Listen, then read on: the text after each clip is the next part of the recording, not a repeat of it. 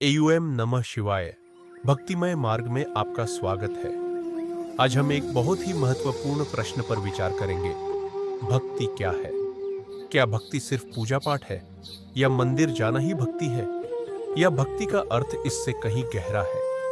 आज हम भक्ति को वेद, उपनिषद, शास्त्र और श्रीमद् भगवद गीता के प्रकाश में समझने का प्रयास करेंगे। भक्ति का अर्थ संस्कृत में भक्ति शब्द भज धातु से बना है, जिसका अर्थ है जुड़ना, प्रेम करना, सेवा करना। अर्थात भक्ति का अर्थ है भगवान से हृदय का संबंध जोड़ना।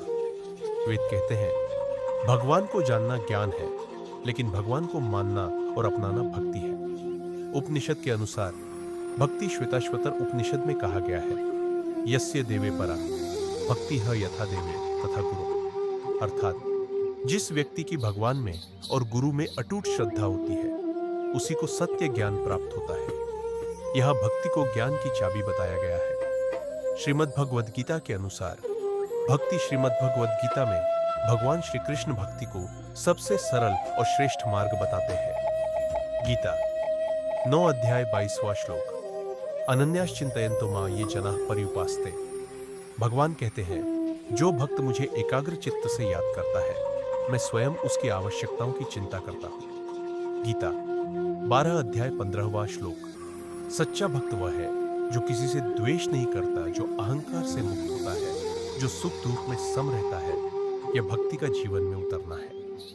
भक्ति सिर्फ पूजा नहीं, भक्ति का अर्थ सिर्फ दीप जलाना नहीं। भक्ति का अर्थ है अपने कर्मों को भगवान को समर्पित करना। जब आप सच्चाई से जीवन जीते हैं, दया, प्रेम और करुणा रखते हैं, तब आप भक्ति में होते हैं। निष्कर्ष, भक्ति कोई कठिन साधना नहीं है।